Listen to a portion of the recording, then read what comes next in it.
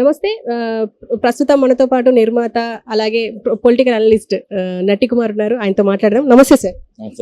Sir, elections అయితే అయిపోయినాయి ఏపీలో. ఇప్పుడు ఒక రకమైన దాడులు, వాయిలెన్స్ ఎక్కువ అయిపోయిందని చెప్పుకుంటున్నారు అందరూ. ఎందుకంటే తాడిపత్రి, తిరుపతి, పల్నాడు ఎటు చూసినా బాంబులతో, పెట్రోల్ సీసాలతో రకరకాలుగా దాడులు చేసుకుంటున్నారు. పోలింగ్ రోజు అదే అయ్యింది, తర్వాత డే కూడా అదే అవుతుంది. ఈవెన్ స్ట్రాంగ్ రూమ్ దగ్గర కూడా నానిగారి మీద దాడి చేశారు. అసలు ఎందుకు ఇలాంటి దాడులు ఎందుకు పాల్పడుతున్నారు? వైసీపీ వాళ్ళు ఓటమి అర్థమైపోయింది. ఓడిపోతున్నాం అని తెలిసి ఒక భయప్రాంతులకు గురి చేస్తున్నారు. టీడీపీ కార్యకర్తలు, కూటమి కార్యకర్తలు ఎవరు భయపడాల్సిన అవసరం లేదు. దాడులు జరిగితే పోలీసు వాళ్ళు ఉన్నారు, బలగాలు దిగుతున్నాయి. 100% వాళ్ళని కట్టడి చేయడానికి ఉంటుంది. ఎందుకంటే జూన్ 4వ తారీఖు అందరూ పెట్టుబడి సర్దుకొని వెళ్ళిపోవాల్సిందే తప్ప ఏమీ లేదు. జూన్ 4వ తారీఖు కూటమి బంపర్ మెజార్టీతో వస్తుంది. మనకు ఎనాలిసిస్ చెప్తున్నాయి, అన్నీ చెప్తున్నాయి. మొత్తం టోటల్గా మనం గ్రౌండ్ రిపోర్ట్ కూడా వెళ్ళాం కాబట్టి అన్ని దిక్కలా కూడా బాగుంది. జగన్మోహన్ రెడ్డి గారు క్యాబినెట్ అంతా ఓడిపోతుంది, భజని పరులంతా ఓడిపోతారు, ఆయన ఒక్కడే గెలుస్తాడు. మెజార్టీస్ వీరిలో కనుక మనకు తెలిసిన సమాచారం ప్రకారం కూటమి అత్యధిక మెజార్టీతో గెలుస్తుంది. పవన్ కళ్యాణ్ గారు బాగా ఎక్కువ మెజార్టీతో గెలుస్తున్నారు. అలాగే చంద్రబాబు గారు గెలుస్తున్నారు, లోకేష్ గారు గెలుస్తున్నారు. ముగ్గురిని ఓడించాలని ఎన్నో ప్రయత్నాలు చేశారు. మొత్తం మకాలు వేశారు, ఇంకోటి వేశారు. ఆఖరికి అల్లు అర్జున్ గారిని తీసుకొచ్చి లాస్ట్ టైంలో కూడా ఏదో చేద్దాం పవన్ కళ్యాణ్ గారిని అనుకున్నారు.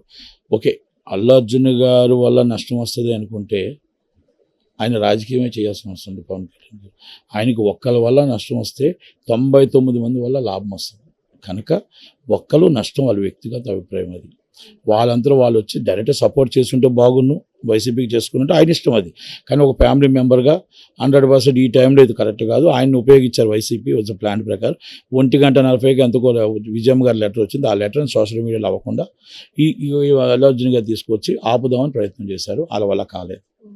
పవన్ కళ్యాణ్ గారి గెలుపులో కాదు, మెజార్టీలో కూడా ఏమీ తగ్గించలేరు. అందరికి అర్థమైపోయింది. 15 సంవత్సరాల నుంచి పవన్ కళ్యాణ్ గారిని ఆడుకుంటున్నారు. 10 సంవత్సరాల నుంచి ఒక ఏకదాటిగా రాష్ట్ర అధ్యక్షుడిగా ఆడుకుంటున్నారు. ఆయన్ని గెలిపించుకుంటాం, మా బిడ్డగా మేము అసెంబ్లీకి పంపించుకుంటాం, కూటమి సభ్యులు మేము గెలిపించుకుంటాం అని ప్రజలు తీసుకున్న నిర్ణయం ఇది, మనం కాదు. 70 లక్షల మంది ప్రపంచవ్యాప్తంగా ఎవరికాలు టికెట్లు పెట్టుకొని first time is record. 35 years నా రాజకీయ జీవితంలో ఫస్ట్ టైం అంతమంది ఉదయం 8-7 గంటల నుంచి లైన్లు కట్టి రాత్రి 2 దాకా ఓటేయడం అనేది నేను ఎక్కడా చూడలేదు. కనుక 65% వచ్చి ఉంటే అధికార పార్టీకి ఏదైనా ఉండేది. ఎప్పుడైతే 76% వస్తుందని మేము అనుకున్నాం, కానీ 76 to 81-82% వచ్చింది. కాబట్టి మెజార్టీ బంపర్ మెజార్టీతో మేము గెలుస్తాం. 44 సీట్లు మాత్రం 500, 200, 300, 100, 5,000, 2,000 మెజార్టీతో గెలుస్తాం. కాకపోతే ఏంటంటే వేవ్ నడుస్తుంది. వేవ్లో కానీ వచ్చుంటే మొత్తం టోటల్గా క్లీన్ స్వీప్ చేస్తాం. లేకపోతే మాత్రం మేము గవర్నమెంట్ ఫామ్ చేస్తాం. కనుక మంచి మెజార్టీతో వస్తుంది. ఎక్కడికి వెళ్ళాల్సిన వాళ్ళు అందరూ కూడా ఆల్రెడీ పెట్టుబడి సర్దుకుని వెళ్ళిపోతున్నారు. కొంతమంది ఏదో కాస్త అటు ఇటు గాంభీర్యం, మేకపోతే గాంభీర్యం చూపిస్తున్నారు తప్ప టీడీపీ, కూటమి, జనసేన, బీజేపీ గవర్నమెంట్ ఫామ్ చేస్తుంది. అండ్ అల్లు అర్జున్ ప్రస్తావన వచ్చింది కాబట్టి అల్లు అర్జున్కి మెగా ఫ్యామిలీకి ఒక కోల్డ్ వార్ జరుగుతుంది, అందుకే వైసీపీకి సపోర్ట్గా వెళ్ళారు అని చెప్పేసి కూడా మాట్లాడుకుంటున్నారు. ఈవెన్ నాగబాబు గారు కూడా ఒక ట్వీట్ చేశారు, మావాడైనా పరాయివాడైనా అన్నట్టుగా మాట్లాడారు. అంటే ఎందుకు, అంటే వాళ్ళ మధ్యలో కూడా ఒక కోల్డ్ వార్ నిజంగానే జరుగుతుందంటారా? జరిగి ఉండొచ్చు, అది నేను కాదని చెప్పట్లేదు. కానీ ఈ సమయం ఇది కరెక్ట్ కాదు. ఏ వృక్షం వచ్చినా మెగా కాంపౌండ్ నుంచి చిరంజీవి గారి దగ్గర నుంచి వచ్చిన వృక్షాలు అవన్నీ మొత్తం ఎంతమంది హీరోలు వచ్చినా, ఎంతమంది ఇంత పేరు వచ్చినా మొత్తం చిరంజీవి గారు పునాది. చిరంజీవి గారు మెగా ఫ్యామిలీ నుంచి, కొణిదల ఫ్యామిలీ నుంచి వచ్చిన వాళ్ళే. ఈ కొణిదల ఫ్యామిలీ వాళ్ళు అల్లు అర్జున్ గారైనా మెగా ఫ్యామిలీ నుంచి వచ్చిన వారే. కానీ ఈరోజు మనం ఎదిగిపోవచ్చు, ఈరోజు మనం చాలా గొప్ప వాళ్ళం అయిపోయి ఉండవచ్చు. కానీ ఏనాటికైనా చిరంజీవి అంతటి వాడే, మనం కొంతటి వాడే. పవన్ కళ్యాణ్ అంతటి వాడే, మనం కొందరు వాడే. ఎన్ని హిట్లు రాని, ఎంత పెద్దవాడు అవని, ఓకే, ఎవరు వయసు పెరుగుతున్న కొలది ఇండివిజువాలిటీ వస్తుంది కదా, ఇండివిజువాలిటీ రావచ్చు, తప్పేమో అనట్లేదు.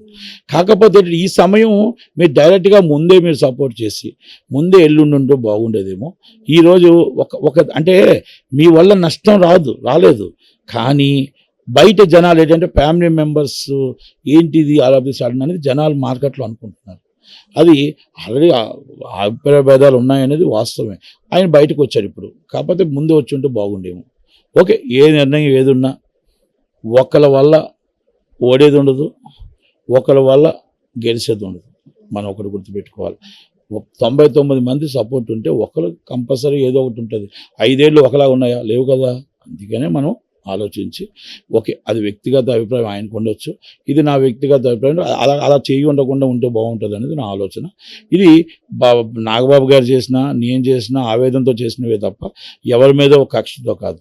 ఎవరి ఇష్టం వాళ్ళది. ఫ్యాన్స్ నేను మళ్ళీ రిక్వెస్ట్ చేస్తున్నా, సినిమాల మీద ఈ ప్రభావం పడదు. ఇది పవన్ కళ్యాణ్ గారు చాలా క్లియర్గా చెప్పారు లాస్ట్ టైం కూడా.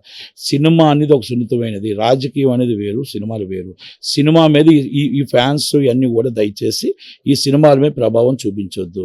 సినిమాని ఒక ప్రొడ్యూసర్ తీస్తాడు, డిస్ట్రిబ్యూటర్ కొంటాడు, ఒక ఎగ్జిబ్యూటర్ బతకాలి. కాబట్టి ఆ సినిమా మీద ఈ ప్రభావం రావద్దు. మీకు నచ్చితే సినిమా చూడండి, నచ్చకపోతే మానేయండి తప్ప ఈ ఫ్యాన్స్ వాళ్ళు కోల్డ్ వార్లు మాత్రం దయచేసి మీరు సినిమా మీద ఈ ప్రభావం చూపించొద్దని మాత్రం నేను నిర్మాతగా నా మనవి. జగన్ ఓటమి భయంతోనే ఇప్పుడు విదేశీ ప్రయాణం చేస్తున్నారు. ఈవెన్ నిన్న కోర్టు అనుమతి కూడా ఇచ్చింది, సిబిఐ కోర్టు. సో నిజంగానే భయంతోనే వెళ్ళిపోతున్నారు అంటారా? అంటే ఈవెన్ షర్మిల కూడా అదే మాట అన్నారు, అంటే తిరిగి రారు కావచ్చు అన్నట్టుగా మాట్లాడారు ఇండైరెక్ట్ గా. సో ఎలా చూడొచ్చు అంటారా? అంటే నిజంగా రారంటారా? అంటే రాకపోతే అక్కడ ఉంచారు కదా వాళ్ళు, మళ్ళీ వస్తాడు. కానీ అవన్నీ ఏం లేదు. ఇప్పుడు ఒకటమ్మా, మామూలుగా ఆయన ఏంటంటే పిల్లల కోసం వెళ్తున్నాడు, రిలాక్స్నెస్. నేను 45 రోజులు కష్టపడ్డాను కదా, రిలాక్స్ కోసం వెళ్తున్నాడు. రిలాక్స్ కోసం వెళ్తాడు, రిలాక్స్ అయిపోతాడు. ఇంక శాశ్వతంగా రిలాక్స్ ఇస్తారు ఆయనకి.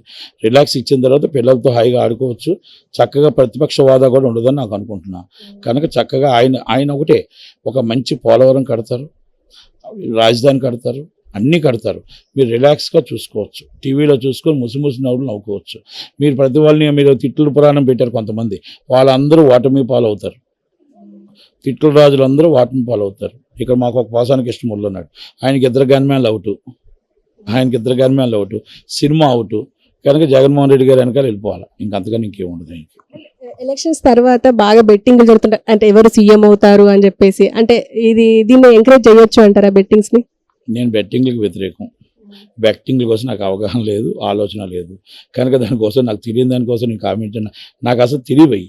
అసలు బెట్టింగ్లు అంటే ఏంటో, క్రికెట్ బెట్టింగ్లు కానీ ఈ బెట్టింగ్లు నాకు రావు, నాకు తెలియనప్పుడు నేను మాట్లాడడం కూడా వేస్ట్. ఉన్నాం. అయితే నేనేమన్నా ఆల్ ఆఫ్ ది సడన్ మీరు 10 రోజులు మూయడం వల్ల మనకు లాభం ఏంటి?